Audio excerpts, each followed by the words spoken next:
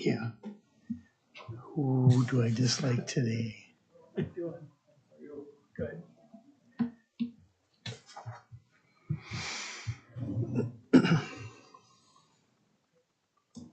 Thanks, John.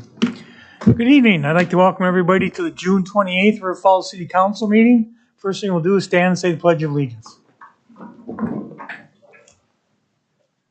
Pledge allegiance to the flag of the United States of America and to the republic for which it stands, one nation, under God, indivisible, with liberty and justice for all.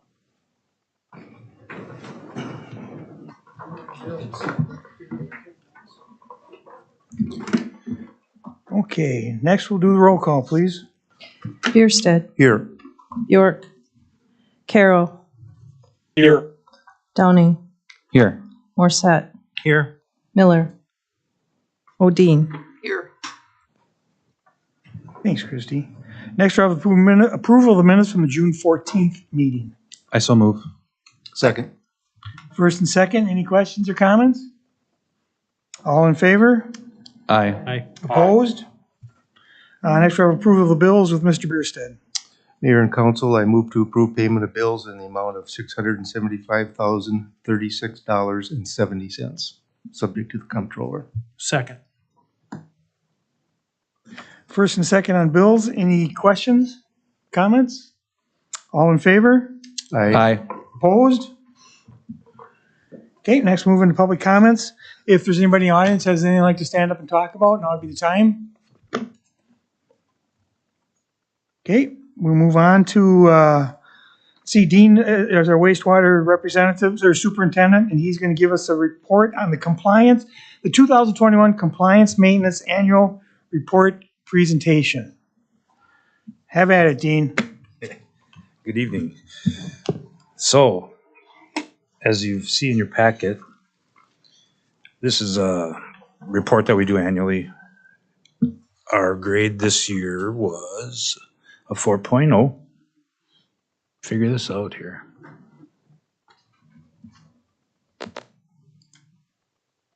Here comes John. Comes John. My switch user's not up there. Oh, yeah.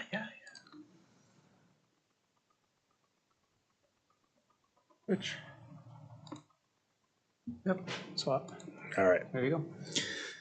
So you can see on the chart here that we got an A in every category. So this is a very good report. We actually had nothing this year to report to the DNR. So that was good.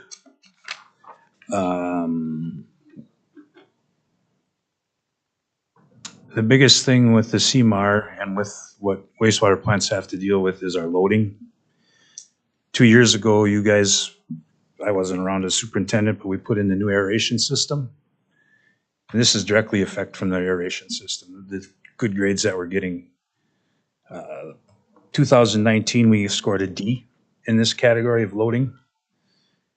2020, we got a B, strictly because the first 3 months we didn't have the aeration system up and running. After that, we got it up and running. Everything after that was good. And now with this whole year under it, it's been a perfect score. We didn't have any exceedances. The other good thing about it is our loading number is up from the original 3,076 pounds per day to the new one of, I can't read this little screen here, 3,152 is the old engineered design. The new engineered design is 4,798. So that's 52% increase, which is, we should be good till 2040, as long as we, with the scheduled development of the city. So we are in the category where we need no recommendations for improvement. And I'm here to ask you to approve it so I can submit it before the 30th. And thank you. Any questions? Dean, I've got a. Oh, I'm sorry. Mr. Downing, do you want to go? I just wanted to take a moment. commitment towards clean water in this A rating we're getting. I think this goes to show you that River Falls values its water and keeping it clean.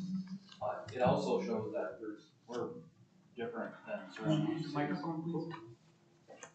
It also shows that we're different than surrounding cities. I'm going to pause and just kind of restart real quick. I wanted to thank Dean, the city staff, the mayor, and the council for this movement towards and a commitment towards clean water and showing appreciation for good judicious spending and how it's resulted in this A rating we're getting today. And I think it's really important to remind everybody that this type of commitment not only is a wise commitment because of our health, but also one because of spending. When you look at other cities, they're spending a lot of money cleaning up contamination and whatnot when they have problems. So I just wanted to thank everybody for that type of commitment, and thank you. Scott. Dean, so refresh my memory a little bit. I know that we've had in the past, and our numbers are good. I'm asking about phosphorus. If I remember right, the state wanted us to continue to decrease our phosphorus over a period of time. And I think we had already gotten to the point where they wanted us to reduce it to. Could you refresh my memory? It looks like we did great. So our phosphorus level is a 0.1 is where we're required to be under, which is very low. Yep. We're consistently under that. We're 0.03, 0.05. Okay. I'm looking for it on here. I can't remember. I couldn't find it either when I was trying to find it here for you for the question. So our phosphorus right now is, our level, actually, our maximum level is 1.0 is what we're set at. Okay. Our averages are 0.17 to in the summer months it gets a little warmer, so it's a little harder to, Yep. we get up around 0.6. But otherwise we're usually around 0.17, 0.2, somewhere in there. Okay. So our phosphorus, we do not exceed ever on that as well. Our next permit, that may come down a little bit. It seems every year they try to get us down and down, but our plant has no problem handling lower limits. I know that's a concern, I think, across the board, is phosphorus levels. And I know that Kinney has some phosphorus issues with it, but it has to do with runoff upstream and not the city of River Falls. So I just want to make sure that people understand that, and hard work you and Bill and the others at the And we plant have put in. do use a aluminum sulfide chemical Mhm. that we can add. Sometimes we have to add in the winter or summer, pardon me. We don't like to, we like to keep it organic, but if it ever came to where we couldn't meet our limits, we were set up to add that, and then we would have no trouble. Good. Thank you. I've got one more question, Mr. Mayor. Yeah, go ahead. I went to Wisconsin Dells with Dean, as you recall. Could you explain briefly, and from my understanding, how a new biosolids facility would also help keep our water more clean?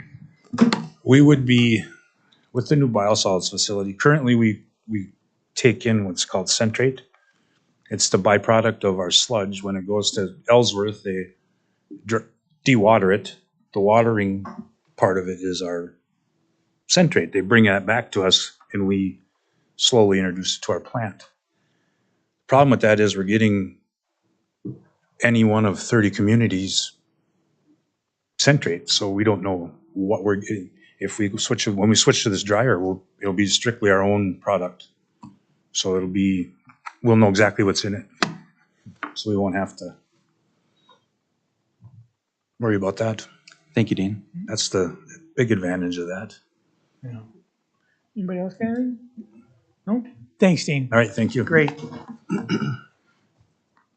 Okay, next I'm going to close the council hearing and open a public hearing on ordinance 2022-04, amending the parking control map. This would create no parking on West Locust Street. Is there anybody in the audience has anything like to say about this?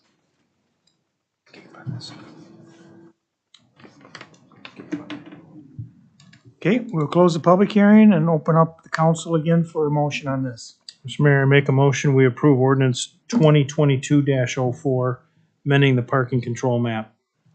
Second. Okay, first and a second, questions or comments? No, all in favor? Aye. Opposed? Is Nick voting? I I just- can't hear I him. can't hear Nick at all. Nick, are you there? I am here. Okay, Yes, I am. perfect. Okay, move on to the consent agenda. First is acknowledgement of the following minutes. This would be the library board from 5/2, the Historic Preservation Commission from 5/11, the River Falls Housing Authority from 5/11, the bid board from 4/7, the Park and Rec Advisory Board from 4/20 and 5/18, Utility Advisory Board from 5/16, the West Central Wisconsin Biosolids Facility from 5/19. Next one is a resolution approving the 2021 Compliance Maintenance Annual Report. Next one is a resolution for the acceptance of public improvements at Milltown residents. Next one is a resolution referring the annexation petition to the Plan Commission for the Wells and Meyer property. Does anybody have anything they want to pull? Nope. Mr. Mayor, I move approval of the consent agenda. Second. First and second, questions or comments? All in favor? Aye. Opposed? Okay, next is, let's see. Well, next we're gonna have Carrie Schreiner, she's our Economic Development Manager. If you want to come up, Carrie, and she's gonna give us a presentation on the Man Valley concept plan and all that exciting stuff. While Carrie's getting that set up, because we have one member remote, can we just, Mr. Carroll, can we confirm your vote on the ordinance 2022-04? Were you in favor? I was a yes. And then on the consent agenda? Yes as well. Okay, thank you. All right, thank you, Mayor and Council. Tonight I'll be discussing items number 8 and 9 on the council agenda regarding Man Valley Corporate Park. I'll be going over the history of the corporate park, discussing the updated Man Valley Corporate Park concept plan or concept, and the Man Valley Corporate Park final design contract. So first, the history. In 2011, the city purchased over 85 acres of agricultural land in Man Valley. The city also purchased a first right of refusal on the adjoining 243 acres, and the city exercised its right to purchase this land in 2013. In total, the city owns over 300 acres in Man Valley. In 2016, the city annexed approximately 291 acres into the city, and tax increment district number 12 was also created for a 5-acre lot in the Man Valley Corporate Park. Winfield United built a research facility on this 5-acre lot. In 2018, the city hired MSA and Addy Advantage to develop concept designs for Man Valley land use. This preferred concept plan laid out the preliminary route for internal roads, stormwater, and lot layout. The largest lot with this concept plan was 96 acres. Right here. In 2019, SCH Inc. was competitively awarded the Man Valley 30% preliminary design project. This year, staff updated the Man Valley concept plan based on that 30% preliminary design information that the city received in 2021.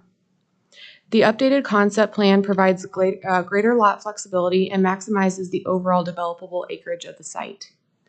The most impactful revision to the concept redirects off-site stormwater around the center of the proposed development to avoid bisecting the developable area. So it takes it all the way around. The plan also transitions from regional stormwater management to on-site stormwater management. And the largest lot with this concept plan is 165 acres. This plan is what is before you today for adoption. Overall, both plans call for the following land uses: office and light industrial, manufacturing, mixed use including commercial and/or medium to high density residential, low density residential, institutional use, and conservancy. However, the number of acres for the office and light industrial manufacturing, mixed use including commercial and/or medium to high density residential, and low density residential have been updated on the 2022 plan. So where do we go from here? The 2022 through 2026 capital improvement plan approved $2.55 million for Man Valley design, with $883,000 of design and professional services scheduled for 2022. Based on the CIP, staff is moving forward with design. So before you today is also the Man Valley Corporate Park final design contract with SEH for a total of $759,300. Due to the extensive background knowledge acquired and work performed during the 30% preliminary design process, staff recommends proceeding with SEH to complete final design for Man Valley. If approved, SEH will start work on the final design in the next few weeks. It is expected to be finished in the spring of 2023. The funding for the final design contract will be split between the water utility, sewer utility, storm utility, and tax increment financing. So before you this evening are two resolutions. The first resolution is approval of the updated Man Valley concept plan, and the second is a resolution authorizing the Man Valley Corporate Park final design contract with SEH. And with that, Mayor, I'll turn it back over to you. Thanks, Christine. So I'll take a motion on the first one, which is the resolution approving the updated Man Valley concept plan. I make a motion, we approve the updated Man Valley concept plan. Second. Okay, first and second. Questions? I have a few Yep. questions.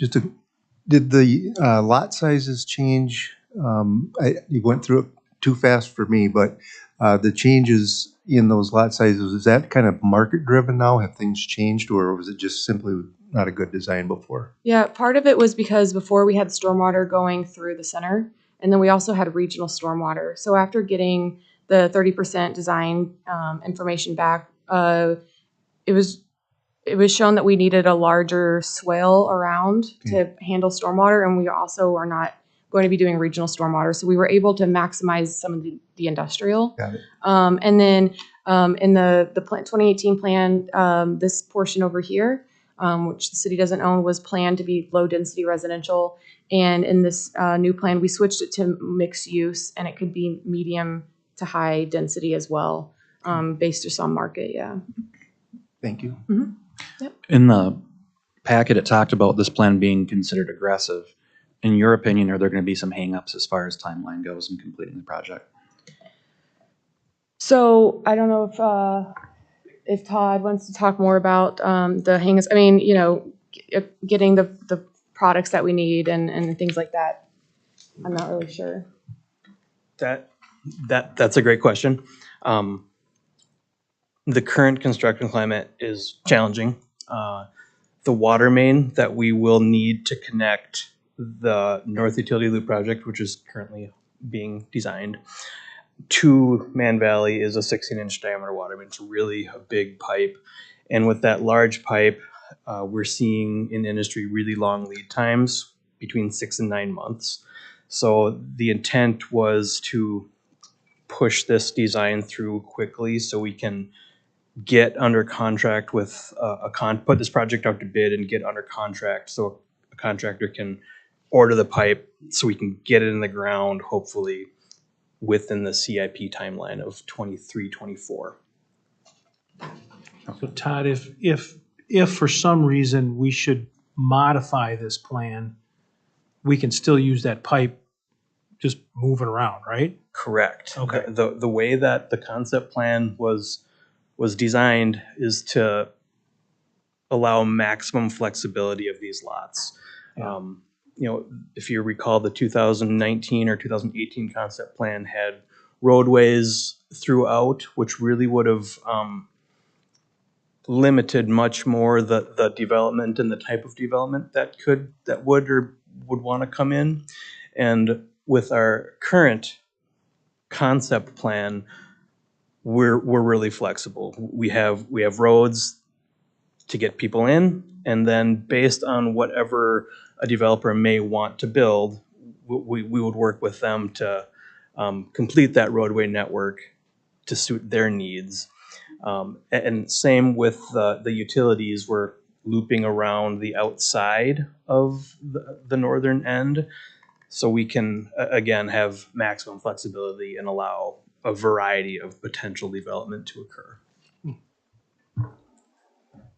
Excellent. Anybody else have anything? No? Okay. Hang on, guys. So, this is for the resolution approving the updated Man Valley Concept Plan, first and second. All in favor? Aye. Opposed? Okay, next is a resolution authorizing Man Valley Corporate Park final design contract with SEH Incorporated. I'll take a motion on that. Mr. Mayor, I move approval for the resolution authorizing Man Valley Corporate Park final design contract with SEH Incorporated. Second. Questions, comments on this one? No? Okay. All in favor? Aye. Opposed? Okay. Thanks, guys. Thank you. Okay, next move on to the Comptroller's report. Comptroller's report for May 2022. General fund revenues through the end of May were $5,106,150, or 44% of total budgeted revenues for the year. Revenues in May included $223,855 for a Rural Fire Association payment, $24,729 in building permit fees, and $18,760 in liquor and malt beverage license fees. Year-to-date expenditures through the end of May were $4,275,316, or 42% of total budgeted expenditures for the year. And as of May 31st, 2022, revenues in excess of expenditures were $830,834. Thanks, Diane. Okay, next I'd like to take a moment for for folks that don't know, Father Jerry Harris from St. Bridget's will be leaving the community here. I just want to take a moment to I want to thank Father Harris for his contributions to the city of River Falls. On July 24th, 1996, Father Harris became the pastor of St. Bridget's Catholic Church and will be leaving this post on June 30th of this year. In these 26 years, Father Harris has been a modest and humble member of our community, offering his time and talents, asking nothing in return. I have a following proclamation I'd like to read, and it is an acknowledgement of the fine body of civic work that Father Harris has completed in this community. Though this list of contributions is long, I know that I have likely missed many that deserve to be mentioned. I want to formally thank him for his service to the community and wish him well as he moves on to be a force for good in his next endeavor. So this will be a proclamation for Father Jerry Harris Day, which is June 29th, 2022. Whereas Father Harris has been influential in making the city of River Falls a place of comfort, safety, and resiliency in his 26 years of service to the community. And whereas Father Harris has been a longtime supporter of addiction education and of those in recovery. And whereas Father Harris has been instrumental in establishing needed transitional housing by his active support of our Neighbor's Place. And whereas Father Harris championed the needs of residents by supporting nonprofits such as the Assistance Resource Center, Options for Women, and the River Falls Food Pantry. And whereas Father Harris prioritized public health before and during the pandemic as a founding member of the Free Clinic of River Falls of Pierce and St. Croix counties, and by distributing important messaging by participating in public service announcements and videos. And whereas Father Harris shared the resources of St. Bridget's Catholic Church with the community by allowing spaces to be used by community programs such as American Red Cross, blood drives, court-ordered supervised parental visitation, the River Falls Hospital Auxiliary Community fundraisers, grieving groups, and more. And whereas, as an advocate for the environment, Father Harris actively sought ways to reduce the carbon footprint of the parish and supported sustainability practices by partnering with the city in projects and outreach. Now, therefore, I, Dan Tolan, Mayor of the City of River Falls, do hereby proclaim June 29th, 2022 as Father Jerry Harris Day. Okay. Much deserved. Yep, I agree. Then I have a couple appointments I'd like to make. To the Extraterrestrial Zoning Committee, I'd like to appoint Chris Holcomb to replace Chris Hinsman. I'd like to appoint Patricia LaRue as first alternate. And I'm going to appoint Rebecca Pendergrass as a second alternate. The Park and Rec Advisory Board, I'd like to reappoint Melissa Pedrini through May of 2025. And the Business Improvement District, I'd like to appoint Vince Seedling to fill the vacancy through December of 2023. Mr. Mayor, I move we accept your appointments. Second. All in favor? Aye. Opposed? Move to adjourn? Second. All in favor of adjourning? Aye. Opposed? We are adjourned.